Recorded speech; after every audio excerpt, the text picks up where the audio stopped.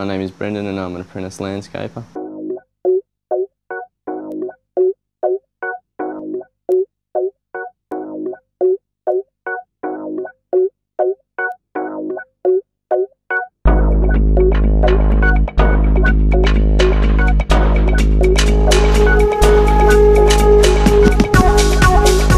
There's two different types of landscape gardeners.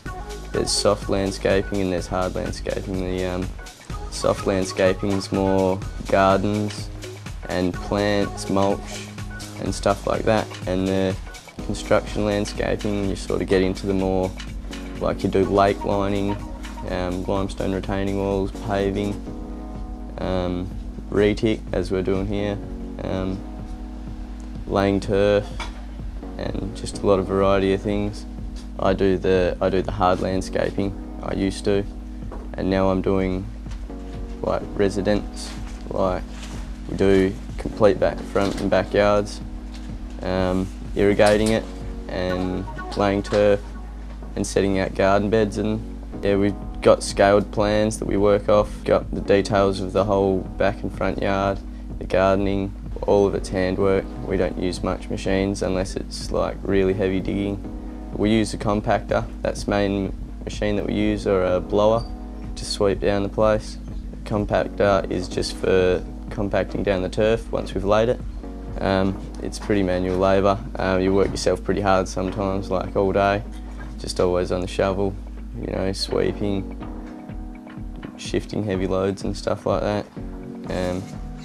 Sometimes you work in some pretty harsh conditions and sometimes it's nice like today. What I love about what I do is I don't do the same thing every day. It's a variety of things. We do a lot of residence and a lot of turf laying, a lot of planting. Yeah, it's good to see the finished product once you've finished a house and you look back and you sort of think, yeah, we just did that. Feels good. We've got a pretty good work environment. It's worked with a good bunch of blokes and we all get along pretty well, have a joke around. And we've got a truck just next to us that we work from. It's got all our tools on it and all the stuff that we need. So that basically comes with us to every job that we do. We don't work in offices unless the rain's that bad that we just can't work, and then we'll be in the shed. And even then we'll be doing some pretty hard work, you know, cleaning down the shed, setting up retic work and stuff like that. One of the key attributes is hard work. You've got to be willing to work hard all the time. Not only that, it helps you get along with your workmates because they don't want to see you slacking off. And you know, it's hard on them, easy for you, and you just won't make it that far with them if you keep it up like that. One of the perks is, I guess, you start pretty early, but if it's too dark then you don't really start until 7. You get reasonably early knockoffs, and the pay rate for an apprentice is pretty good, so sort of keeps you happy, keeps you going. If you're interested in getting an apprenticeship or skills in landscaping, you're probably better to go to the apprentice and traineeship company and asking them to get you involved in landscaping. Or you could call up, like you can see advertisement in the papers. There's always landscapers needed. Once I finish my apprenticeship, there's more skills that I'll be able to get involved in because like they give you your truck ticket and all that, so there's chances to go up and work in the mines.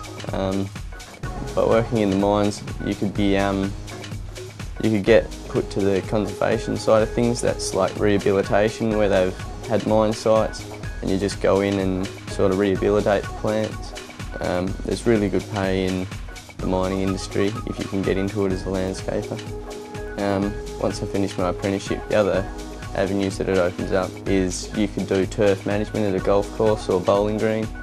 The other courses that you could take to develop your skills in landscaping is horticulture at TAFE, and that goes through all your plants, pests and diseases. You learn chemical control, so you can get your chemical ticket. What someone can do to prepare themselves to get into this industry is try and get into traineeships. They do traineeships while you're still at school now, so it's a lot easier to get started on traineeships, and you could just get skills before you start, and that'll help you in the long run. The advice that I'd give somebody that wants to get into this industry is be willing to work hard, get into an apprenticeship as soon as you can, because it'll help you in the long run. The sooner you get it, the sooner you can go out on your own and make some real money.